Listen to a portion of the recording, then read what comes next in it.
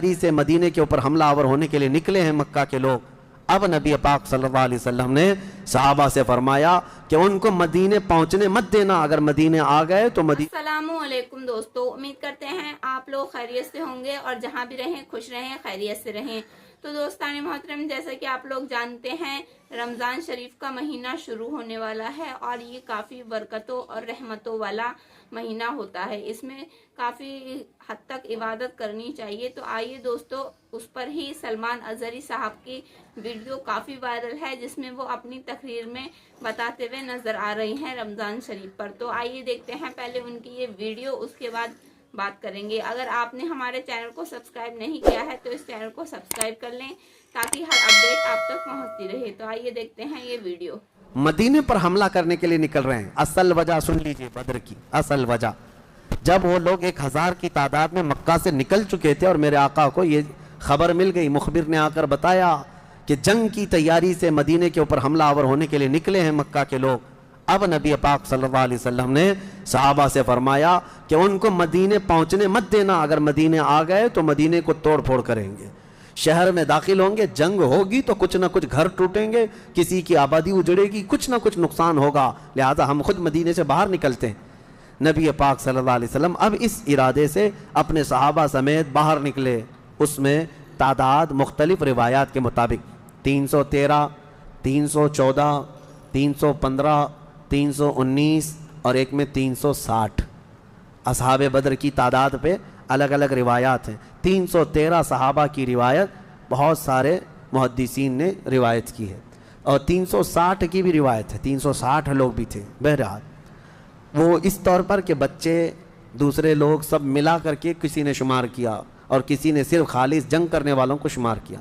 इसमें सारे बड़े बड़े अजिल्ला सहाबा हैं, सैयदना अबू बकर सिद्दीक, सैयदना उमर फारूक, सैयदना हैदर करार, अली मुर्तज़ा रज़ी अल्लाह ताला, दीगर असहाब।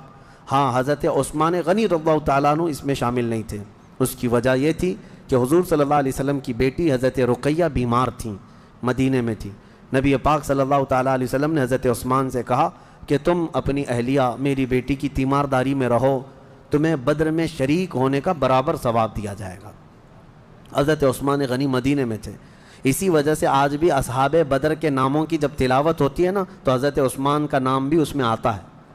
वो अगरचे जंग में गए नहीं थे लेकिन असमाए बदर में उनका नाम शामिल है। आप पढ़ करके देखना या सुनना तो हज़रत उस्मान गनी का भी नाम है, क्योंकि माल गनीमत जब तकसीम हो रहा था तो हुज़ूर ने हज़रत उस्मान को भी उसमें से हिस्सा दिया था। खैर, जब नबी पाक सल्लल्लाहु ताला अलैहि वसल्लम ये सहाबा को लेकर निकले, अब मदीने से 160 किलोमीटर मक्का की तरफ का ये रास्ता है बदर। बदर एक इलाके का नाम है, वहाँ एक कुआं था जिसका नाम बदर था, जिसकी वजह से उस इलाके का नाम बदर पड़ा। अब हालात देखें कैसे आजमाइश के बढ़ते गए। मैं मुख्तसरन अंदाज में आपके सामने रखूँगा। ये जंग का पस मंज़र था। हुजूर लड़ने के लिए गए नहीं थे बल्कि डिफेंस के लिए, कि मक्का वाले निकल चुके थे।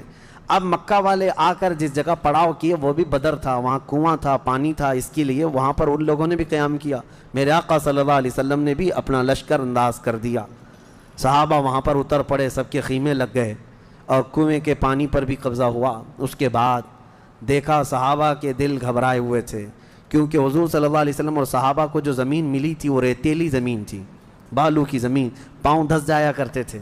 और कुफ़ारे मक्का जहाँ पर उतरे थे वो तो सख्त सपाट फ्लैट ज़मीन थी, मट्टी की ज़मीन थी और उसमें घोड़े अच्छी तरह दौड़ते थे। ये रेतीली ज़मीन पर घोड़ों के पैर भी घुस जाते और इंसानों के भी।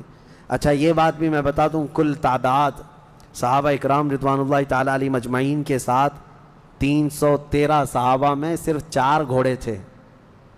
4 घोड़े, ये 4 घोड़ों पर बैठ कर के गए हैं। कौन सवार हुआ होगा, कौन पैदल चला होगा? और ऊँटों की कुछ तादाद, उसके अलावा तलवार सबके पास नहीं, और जिसके पास है उनकी सब्जियां भी कटती नहीं। इन हालात में तो वो गए थे। नबी पाक सल्लल्लाहु ताला अलैहि वसल्लम के साथ जब गए, अब वहाँ पर सहाबा इकराम के दिलों के अंदर थोड़ी घबराहट आने लगी कि हम ज़मीन इस तरह की है, और तादाद जब उनकी देखते हथियार से लेस, तो ये अर्ज़ करते कि क्या होगा। पहली जंग हो रही थी ना, आमना सामना पहली मर्तबा हो रहा था। अब नबी पाक सल्लल्लाहु ताला अलैहि वसल्लम सब सहाबा को लेकर रात को बैठते हैं। अब उसमें जो नबी पाक सल्लल्लाहु ताला अलैहि वसल्लम के सामने صحابہ اکرام سے مشورہ ہو رہا تھا، اب وہ ایمان کی بات ہے۔ حضور نے صحابہ کی بات یہ سنی کہ جو مہاجرین تھے وہ یہ کہہ رہے تھے کہ انصار کا تو کچھ گیا نہیں، ہمارا گیا ہے مکہ میں، ہمارے مال لوٹے، ہماری جائیدادیں لوٹیں، انصار مدینے میں رہتے ہیں، مکہ کے کفار نے ان کا تو کچھ بگاڑا نہیں، ہو سکتا ہے کہ انصار جو ہے جنگ میں انٹرسٹ نہ لیں، ان کا کیا گیا ہے، یہ مہاجرین کی جنگ ہے، انصار جو ہے ہو سکتا ہے انٹرسٹ نہ لیں، وہ نہ آئیں، یہ ان کے دلوں میں بات تھی۔ حضور پاک صلی اللہ علیہ وسلم نے محسوس کر لیا، کیونکہ 69 انصار صحابہ اس کے اندر تھے، 69 بڑی تعداد ہوتی، 70 صحابہ تقریباً انصار تھے۔ اب دلوں میں جب یہ بات آئی مہاجرین کے کہ پتہ نہیں یہ لڑیں گے کہ نہیں لڑیں گے، کیونکہ ان کا تو کچھ گیا نہیں ہے نا، جیسے آج لوگ کہتے ہیں میرا تھوڑی نا اس سے کوئی مسئلہ ہے، تو پھر نبی پاک صلی اللہ علیہ وسلم نے رات کے وقت انصار صحابہ کو پہلے بلایا، سب بیٹھے ہوئے تھے، مشورہ کرنا تھا۔ سید الانصار حضرت سعد ابن معاذ رضی اللہ تعالیٰ عنہ انصار کے سردار تھے، بلایا اور پوچھا کہ تمہارا کیا مشورہ ہے، آپ کا کیا مشورہ ہے جنگ کے سلسلے میں۔ سنو، حضور پاک صلی اللہ تعالیٰ علیہ وسلم کی بارگاہ میں حضرت سعد بن معاذ سب سے پہلا جواب کیا دیتے ہیں؟ کہتے ہیں یا رسول اللہ صلی اللہ علیہ وسلم، پورے انصار کی طرف سے تو میں ترجمانی کرنے کے لیے کھڑا ہوں، لیکن میرے آقا کیا ہم بھی کوئی پوچھے جانے کی چیز ہیں؟ آپ کے سلسلے میں ہم بھی کوئی پوچھے جانے کی چیز ہیں؟ اور حضرت سعد ابن معاذ کہتے ہیں قسم رب ذوالجلال کی، مدینے سے برق الغماد یمن تک بھی آپ جائیں، انصار کا ہر بچہ آپ کے قدموں کے ساتھ ہوگا۔ آپ تو صرف بدر تک آئے یا رسول اللہ، اگر ہمیں پیدل یمن تک بھی لے جاتے ہم آپ کے پیچھے جاتے۔ ان کے الفاظ میں سناؤں، ایمان تازہ ہو جاتا ہے۔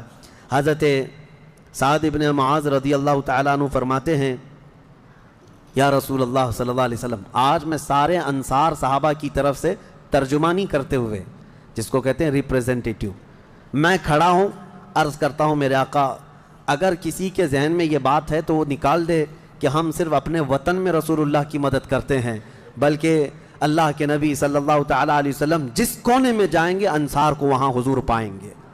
اب حضور کی بارگاہ میں عرض کرتے ہیں آقا آپ کو کل اختیار ہے، آپ کو کل اختیار ہے۔ اب سنو حضرت سعد ابن معاذ کے یہ بدر کے میدان سے ایک دن پہلے کے الفاظ ہیں، ایک دن پہلے کے الفاظ ہیں، یا رسول اللہ صلی اللہ علیہ وسلم آپ کو کل اختیار ہے، جس کا رشتہ ملانا ہے ملا دیجیے آپ، اور جس کو توڑنا ہے آج ہی آپ فرما دیں، ہم ہمیشہ آخری سانس تک کے لیے توڑ دیں گے۔ اگر آپ فرما دیں کہ اس کی بیوی اس کے لیے حلال نہیں، اس کا بیٹا نہیں، یا رسول اللہ آخری سانس تک ہم اس سے رشتہ توڑ دیں گے۔ یہ بدر میں جانے سے پہلے حضرت سعد ابن معاذ کہتے ہیں جس کا رشتہ آپ ملانا چاہیں میرے آقا ملا دیں، اور جس کا ختم کرنا چاہتے ہیں توڑ دیں، اور جس کو موجودہ حالات میں رکھنا چاہتے ہیں میرے آقا پسند فرما لیں، اور ہمارے مال آپ کے لیے حاضر ہیں یا رسول اللہ، اور ہمارے جس قدر منشا ہو قبول فرمائیں۔ ہاں حضرت سعد ابن معاذ کہتے ہیں ہمارے پاس جو کچھ بھی ہے یا رسول اللہ یہ ہمارا مال حاضر ہے۔ اب یہ دیکھو ادب کے الفاظ، حاضر ہے یا رسول اللہ، جتنا آپ کو چاہیے ہمارا پورا مال قبول کر لیں اور جتنا چاہے چھوڑ دیں، اور قسم رب ذوالجلال کی جو آپ نے چھوڑ دیا وہ دنیا کی سب سے بری چیز ہے ہمارے لیے، جو آپ نے قبول کیا وہ ہمارے لیے سب سے عمدہ چیز ہے۔ یہ بدر کے میدان میں حضرت سعد ابن معاذ رضی اللہ تعالیٰ عنہ کی تقریر چل رہی ہے، اور اس کے بعد حضور پاک صلی اللہ تعالیٰ علیہ وسلم کی بارگاہ میں یہ کہتے ہیں یا رسول اللہ قسم اس رب ذوالجلال کی جس نے آپ کو سچی نبوت کے ساتھ بھیجا، اللہ کی قسم اگر آپ ہمیں حکم دیں سمندر کو چیر کر نکل جانا ہے، رب ذوالجلال کی قسم یا رسول اللہ انصار کا ہر بچہ سمندر میں کود پڑے گا۔ یہ بدر سے پہلے کی تقریر۔ اب ان کی تقریر سن کر حضور بڑے خوش ہوئے، میرے آقا صلی اللہ تعالیٰ علیہ وسلم نہایت ہی خوشی کا اظہار فرماتے ہیں، اور اس کے بعد پھر حضرت مقداد بن اسود ایک صحابی ہیں کھڑے ہوتے ہیں، پوچھا یا رسول اللہ صلی اللہ علیہ وسلم آپ صحابہ سے مشورہ لے رہے ہیں کس بات کا؟ کہا جنگ ہونا چاہیے نہیں ہونا چاہیے؟ حضرت مقداد بن اسود کہتے ہیں یا رسول اللہ ہم بنی اسرائیل نہیں ہیں جنہوں نے موسیٰ علیہ السلام سے کہا تھا اے موسیٰ آپ اور آپ کا خدا جائیے قوم جبارین سے لڑیے، ہم یہاں بیٹھ کے دیکھیں گے۔ نہیں یا رسول اللہ ہم امت محمدیہ ہیں، جہاں میرے آقا کا پسینہ گرے گا ہم سب کا خون کا قطرہ وہاں گرے گا، جب تک ہمارے جسم میں آخری قطرہ بھی خون کا باقی ہے ہم میں سے کوئی پلٹنے کا تصور بھی نہیں کرتا۔ یہ رسول پاک صلی اللہ علیہ وسلم کے چہیتے صحابہ کی تقریریں تھیں، سب کے جذبے جوان تھے، کوئی لوٹنا نہیں چاہتا، کوئی پلٹنا نہیں چاہتا۔ اب صحابہ کو باہر کر کے حضور خیمے میں چلے گئے۔ اب سنو، حضور پاک صلی اللہ تعالیٰ علیہ وسلم جیسی ہی خیمے میں گئے جہاں آج مسجد عریش بنی ہے، اس کو عریش کہا جاتا حضور کے خیمے کو۔ حضور سجدے میں گر گئے۔ سجدے میں گرنے کے بعد نبی پاک صلی اللہ تعالیٰ علیہ وسلم اتنا گریہ وزاری کر رہے تھے، اتنا رو رہے تھے سجدے میں حضور پاک صلی اللہ علیہ وسلم۔ اور جو صحابی ان کی خدمت میں کھڑے تھے وہ کہتے ہیں نبی پاک صلی اللہ تعالیٰ علیہ وسلم کی الفاظ میں سن رہا تھا ابتحالات کو، عرض یوں کر رہے تھے، اے اللہ، ایک چھوٹی سی فوج، ایک چھوٹی سی جماعت تیرے دین کی نصرت کے لیے میدان میں اتری ہے۔ اے اللہ، اگر اس جماعت کی تو کل مدد نہ کرے گا تو قیامت تک اس روئے زمین پر کوئی سجدہ کرنے والا نہیں آئے گا۔ اے اللہ، قیامت تک کوئی تیری عبادت نہیں کر سکے گا۔ یہ محبوبانہ انداز ہے میرے آقا کا، یہ کوئی دھمکی نہیں اللہ کو۔ رب تعالیٰ کی بارگاہ میں گڑ گڑانا کہ مولا اگر ان کی مدد نہیں کرے گا تو پھر کون تیری عبادت کرے گا۔ اور اس کے بعد اچانک حضور صلی اللہ علیہ وسلم اٹھے سجدے سے، پیشانی چمک رہی تھی اور حضور مسکرا رہے تھے۔ دو صحابہ کھڑے تھے، کہا یا رسول اللہ صلی اللہ علیہ وسلم، آپ اتنی گریہ وزاری کرتے کرتے بھی مسکرانے لگے۔ کہا میرے رب نے میری ڈھارس بندھا دی، مبارک ہو، بشارت ہو، میں نے ابھی ابھی جبرائیل کو جنگی لباس پہن کر اترتے دیکھا ہے۔ جبرائیل امین آ گئے ہیں۔ وہ صحابہ دوڑے دوڑے گئے، باہر جا کر کہے مبارک ہو، اللہ کے نبی کو مدد آ گئی ہے۔ ابھی رات کا حصہ گزرا نہیں تھا کہ بارش برسنے لگ گئی۔ میرے آقا نے فرمایا میرے صحابہ، اللہ کی دوسری مدد آ گئی۔ صحابہ نے پوچھا یہ کیسے؟ کہا جاؤ میدان میں دیکھو، ریت کی زمین پر بارش ہوئی تھی تو ریت پوری جمع ہو گئی، مضبوط ہو گئی، اور کافروں کی زمین پر بارش برسی تو کیچڑ ہو گیا، ان کے پیر پھسلنے لگ گئے، ان کے گھوڑے بدکنے لگ گئے، اور صحابہ کے پیر ریت میں بالکل مضبوط جم کر رہ گئے۔ حضور نے فرمایا بارش بھی اللہ نے تمہاری مدد کے لیے نازل فرمائے۔ صبح اٹھتے ہیں، صبح ہوتی، حضور اکرم نہیں، رات کے وقت ہی، ابھی رات کا وقت ہے، صحابہ کے دل کی تسلی کے لیے میرے آقا اپنے ہاتھ میں ایک چھڑی لے کر جاتے ہیں میدان میں، صحابہ پیچھے پیچھے ہیں، لکیر کھینچا، حضور نے فرمایا کل یہاں ابو جہل گر کے مرے گا۔ دوسری لکیر کھینچا اور کہا یہاں عتبہ مرے گا۔ تیسری لکیر کھینچ کر کہا یہاں شیبہ مرے گا۔ یہ بڑے بڑے پہلوانوں کے نام حضور گنا رہے تھے۔ صحابہ دل ہی دل میں خوش ہو رہے تھے، ان کا یقین کامل اتنا تھا نبی نے جو فرما دیا وہ ہو کر رہے گا۔ رات کے وقت ہی صحابہ کو یہ معلوم تھا ان کفار کے کتنے وکٹ گرنے والے ہیں، کتنے پہلوان زمین بوس ہونے والے ہیں، کتنے موت کی گھاٹ پہنچنے والے ہیں۔ صحابہ کو یہ معلوم ہو گیا تھا اور دل چوڑے تھے، سینے کشادہ تھے۔ صبح ہوتی ہے، نبی پاک صلی اللہ تعالیٰ علیہ وسلم ابھی اپنے خیمے میں تھے، عریش میں، میدان بدر کے خیمے میں تھے۔ ایک صحابی دوڑتے ہوئے آتے ہیں، آ کر کے بارگاہ مصطفیٰ میں عرض کرتے ہیں یا رسول اللہ صلی اللہ علیہ وسلم، ہماری تعداد بڑھ گئی، ہماری تعداد بڑھ گئی۔ حضور پاک صلی اللہ علیہ وسلم سے وہ کہہ رہے ہیں پہلے کافروں کی تعداد اتنی زیادہ تھی، 1000 کی تعداد، صحابہ دیکھتے گھبرا جاتے، اور اس پر وہ کمینے کیا کر رہے تھے؟ رات بھر ناچ رہے تھے، گانے گا رہے تھے، کباب بھون رہے تھے، اور نعرے لگا رہے تھے جیت ہماری، جیت ہماری، جیت ہماری، جیت ہماری۔ ان کے الفاظ تھے، اشعار گنگنا رہے تھے، اور رات بھر کھانا پینا، رقص سرور، ڈھول باجے سب چلتا رہا، اور ادھر صحابہ عبادت میں مصروف ہیں، اللہ کی بارگاہ میں گڑ گڑا رہے ہیں۔ اور صبح جب ہوئی تو ایک صحابی دوڑتے ہوئے آئے، کہا میرے آقا ہماری تعداد بڑھ گئی ہے، 313 نکلے تھے لیکن میدان میں بہت زیادہ ہو گئے ہیں ہم لوگ۔ حضور پاک صلی اللہ علیہ وسلم نے فرمایا میرے چہیتے، جاؤ وہ ہماری تعداد نہیں، اللہ کے ملائکہ آ چکے، اللہ کے فرشتے آ چکے تمہارے اس فوج کے اندر۔ صحابہ کہتے ہیں جب میدان میں ہم اترے، اب یہ 17 رمضان المبارک جمعہ کا دن تھا، یوم البدر، یوم الفرقان جس کو کہتے ہیں۔ میرے عزیزو، اسلام کی عظیم تاریخ پنہاں ہے، اس میں عظیم تاریخ پنہاں ہے۔ نبی پاک صلی اللہ تعالیٰ علیہ وسلم کی طرف سے میدان بدر میں سب سے پہلے اترنے والے کون لوگ تھے؟ سب سے پہلے نبی پاک صلی اللہ تعالیٰ علیہ وسلم کی طرف سے حضرت امیر حمزہ رضی اللہ تعالیٰ، دوسرے حضرت ابو عبیدہ بن جراح، تیسرے حیدر کرار شیر خدا علی مرتضی رضی اللہ تعالیٰ عنہ۔ یہ تینوں حضرات اترے، اور ان کے مقابل میں جو کفار آئے تھے وہ اپنے اپنے وقت کے بڑے بڑے پہلوان تھے، بڑے بڑے پہلوانوں کو انہوں نے اتارا تھا میدان بدر میں۔ اور جب مقابلہ ہوا تو سب سے پہلا وار حضرت امیر حمزہ کا سامنے والے پر پڑا، وہ گاجر کی طرح کٹ کر گر گیا ایک ہی وار میں۔ حضرت ابو عبیدہ بن جراح زخمی ہوئے، سامنے والے سے تھوڑے زخمی ہوئے، پھر حضرت حمزہ نے وہ بھی محاذ سنبھالا اور ان کے مقابل کو بھی مار کر گرایا۔ ادھر حضرت علی کرم اللہ وجہہ الکریم کی عمر کم تھی، اس وقت ان کی عمر زیادہ نہیں تھی، 22 سال کی عمر یا 25 سال کے اس وقت کی عمر تھی حضرت علی کرم اللہ وجہہ الکریم کی۔ اس وقت حضرت علی جب آئے بالکل جوانی، یعنی 20-22 سال کی عمر، مولا علی کرم اللہ وجہہ الکریم نے اس سے جب مقابلہ کیا تو ذوالفقار حیدری نے ایسا ضرب لگایا کہ اس کی لوہے کی ٹوپی کاٹتے ہوئے 2 ٹکڑے ہو گئے۔ پہلی مرتبہ بدر کے میدان میں آواز آئی تھی سارے صحابہ کی اللہ اکبر، یہ نعرہ تکبیر تھا جو سب سے پہلے بلند ہوا۔ فرماتے ہیں اس آواز کی ہیبت ایسی تھی کہ کفار کے خیمے ہل گئے اور ان کی صفوں میں ہلچل مچ گئی، دہشت طاری ہو گئی۔ صحابہ کے اسی نعرے کو دیکھ کر علامہ اقبال نے شعر کہا تھا، یہ نکلے تھے مڑی ہوئی تلواریں لے کر، کٹی ہوئی اور زنگ آلود تلواریں لے کر جن سے سبزی نہیں کٹتی تھی، لیکن جب نعرہ لگائے تھے اللہ کی مدد ایسی آئی تھی کہ یہ سب زمین بوس ہو گئے دشمن۔ اقبال نے کہا تھا کفر دم توڑ دے گا ٹوٹی ہوئی شمشیر کے ساتھ، کفر دم توڑ دے گا ٹوٹی ہوئی شمشیر کے ساتھ، گر تم نکلا جاؤ ایک بار نعرے تکبیر کے ساتھ۔ یہ انہی صحابہ کا نعرہ تھا جب انہوں نے پہلی مرتبہ بلند کیا۔ یہ لڑائی چلتی رہی شام تک، شام ہونے نہ پائی، دوپہر تک اس لڑائی کو پہلے ایک کے بعد دیگرے، اس کے بعد پھر گھماسان کی لڑائی ہوئی۔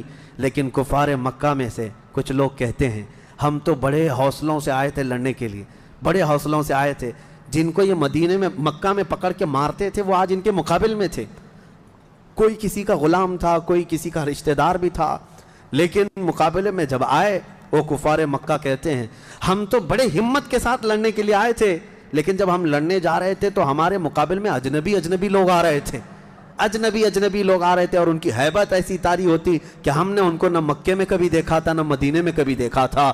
یہ وہ بدری ملائکہ تھے جو جبرائیل امین کی سپہ سالاری میں آئے تھے۔ اب یہاں ایک بات میں بتانا چاہتا ہوں، ایک فرشتہ اتر جائے کافی ہے۔ آپ کو پتا ہے قوم شعیب جب نافرمانی کر رہی تھی تو اللہ تعالیٰ نے عذاب کیا بھیجا تھا؟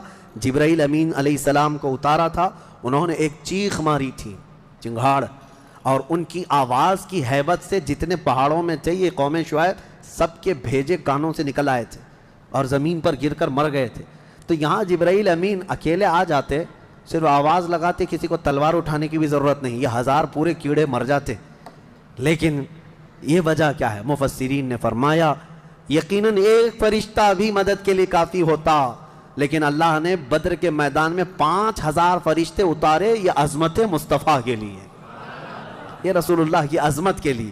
کبھی کبھار تعداد جو ہے وہ شان بتانے کے لیے ہوتی ہے، عظمت بتانے کے لیے ہوتی ہے۔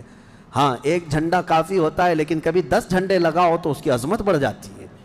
ہاں 2 باڈی گارڈ کافی ہوتے ہیں، لیکن 10 کھڑے ہو جائیں تو اس کی ہیبت اور طاری ہوتی ہے۔ یہ ایک انسانی ذہن بنا ہوا ہے۔ اللہ تبارک و تعالیٰ نے اپنے محبوب کی عظمت شان کی وجہ سے 5000 ملائکہ کو اتارا۔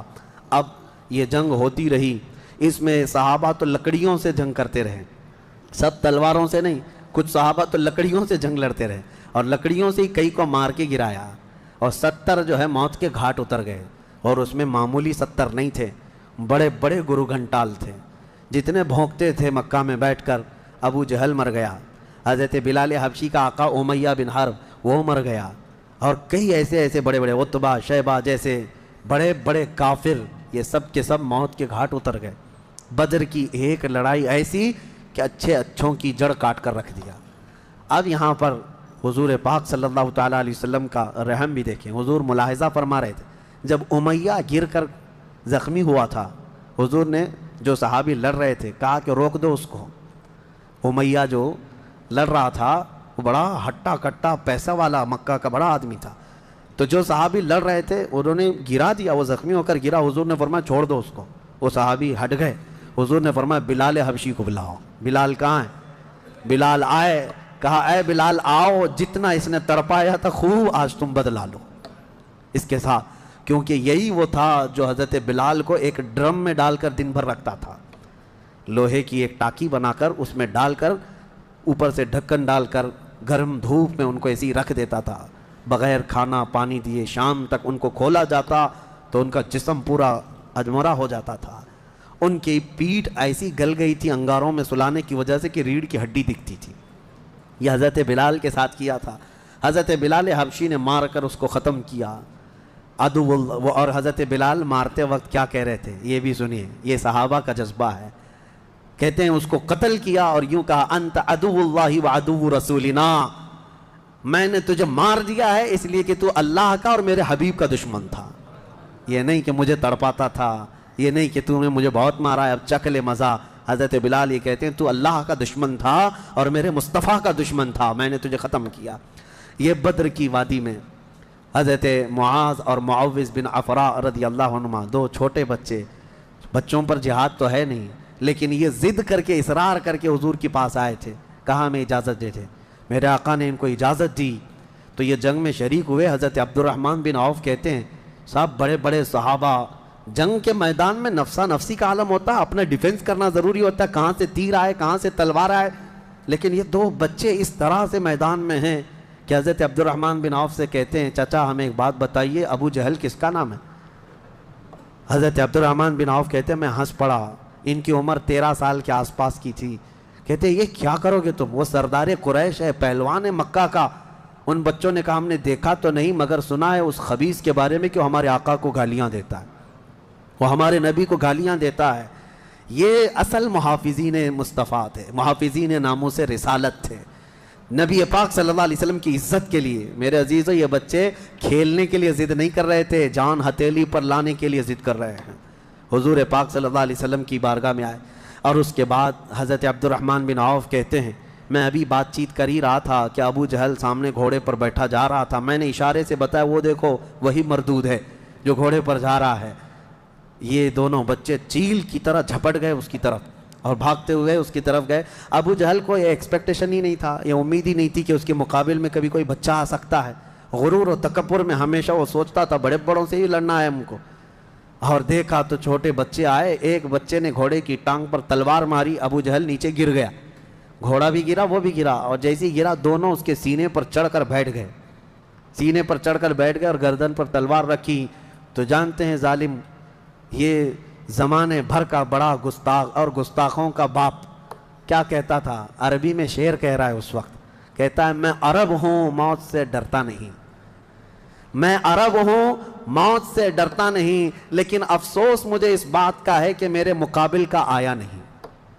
اس کو افسوس یہ ہے کہ مجھے کوئی پہلوان نے مارا نہیں، مجھے چھوٹے بچے مار رہے ہیں. اور بعض لوگوں نے کہا کہ اس کی یہ خواہش تھی، کہا کاٹنا ہے تو گردن تھوڑا نیچے سے کاٹو کیونکہ سب کٹے ہوئے گردنیں رکھی جائیں تو میری گردن تھوڑی اونچی دکھے. غرور و نخوت کبھی نہیں جاتا، گھمنڈ و تکبر کبھی نہیں جاتا. ان بچوں نے ختم تو کر دیا ابو جہل کو. اور مشہور ہے کیا ہی بہترین کہا، ہم جیسے لاکھوں کروڑوں کی جوانیاں ان بچوں کے قدموں پر قربان ہوں. ہم ان کے ناخنوں تک بھی نہیں پہنچ سکتے جنہوں نے دفاع کیا ہے، ڈیفنس کیا ہے میرے مصطفیٰ کی عزت کا. اوروں نے کافروں کو مارا ہوگا، ان بچوں نے تو پورے کفر کو مارا ہے. اوروں نے جاہلوں کو مارا تو انہوں نے ابو جہل کو مارا ہے، جہالت کے باپ کو مارا ہے. اسی جنگ میں شہزادے حضرت معاذ کا مونڈھا کسی کافر نے مار کر کے ختم کر دیا، تلوار سے کندھے کو مار دیا. لیکن جذبہ ختم نہیں ہوا. اس بچے نے دوسرے ہاتھ میں تلوار لی اور لڑنا شروع کیا اور اپنے ہاتھ کو پیر میں دبا کر کھینچ کے نکال دیا. یہ زیادہ دیر تک نہیں، یہ دونوں شہزادے لڑتے رہے میدان بدر میں. شام سے پہلے پہلے دونوں بچے بھی شہید ہوئے. حضرت معاذ بھی شہیدوں میں ہیں، حضرت معوذ بھی شہیدوں میں ہیں. کس باپ کے یہ بیٹے تھے، کس گھر میں آنکھیں کھولی تھی انہوں نے، جہاں ماں کو قرآن کی تلاوت کرتے سنا، باپ کو محراب عبادت میں دیکھا اور گٹھی میں ان کے پلایا ہوا تھا عظمت مصطفیٰ. سب سے پہلی چیز ہے میرے عزیزو، یہ جان دے چکے میدان میں. نبی پاک صلی اللہ علیہ وسلم شام کے وقت جنگ کا پانسا کیسے پلٹا. یہ صحابہ ایسے گھستے چلے گئے ان کے صفوں میں کہ وہ ہیبت سے بھاگنے پر مجبور ہو گئے. مکہ کے کفار جتنے بھی تھے سب کے سب اپنا ساز و سامان چھوڑ کر میدان سے بھاگنے لگ گئے. وہاں پر اپنے مویشی چھوڑا, اپنے بہت سارے چھوڑا, یہاں تک کہ 70 قیدی پکڑ میں آئے اور 70 مارے جا چکے تھے, 140, اور صحابہ میں 13 شہید تھے, 1 زخمی تھے. 13 شہید ہوئے, 1 زخمی تھے. حضرت عبیدہ بن حارث وہ بھی راستے میں جا کر شہید ہوئے. تو جنگ بدر کے ٹوٹل شہید 14 ہیں, باقی وہ 70 اور 140 پورے ٹوٹل یعنی قیدی ملا کر. شام کے وقت اب سنو میرے آقا صلی اللہ علیہ وسلم کا معجزہ. صحابہ کہتے ہیں حضور نکلے, میدان میں آئے, سب کافروں کی لاشیں ایک جگہ کھینچ کر لا کر گڑھے میں ڈال دی گئیں, لیکن لاشیں دیکھنے کے لیے حضور میدان میں جا رہے تھے. صحابہ کہتے ہیں قسم خدا کی ہم نے دیکھا حضور نے جس کے لیے جو دائرہ کھینچا تھا وہ کافر وہیں گر کے مرا تھا, ایک بال بھی باہر نہیں تھا. حضور نے جس کے لیے لکیر کھینچا تھا وہ کافر اسی میں گر کر مرا ہوا تھا. حضور نے جو نشان بنایا تھا ابو جہل وہیں مرا ہوا تھا, عتبہ وہیں مرا ہوا تھا, شیبہ وہیں مرا ہوا تھا. آج کے منافقین کے لیے بھی یہ درس ہے. یہ دیکھیں جنگ بدر کی تاریخ کو, نبی پاک صلی اللہ علیہ وسلم ایک دن پہلے یہ بتا رہے ہیں کہ کون کہاں مرے گا, اور یہ ابھی تک اس بحث میں ہے کہ پیٹھ پیچھے کا علم نہیں, دیوار پیچھے کا علم نہیں, یا اپنے جیسا نبی کو بھی قیاس کرتے ہیں. اللہ ہدایت عطا فرمائے.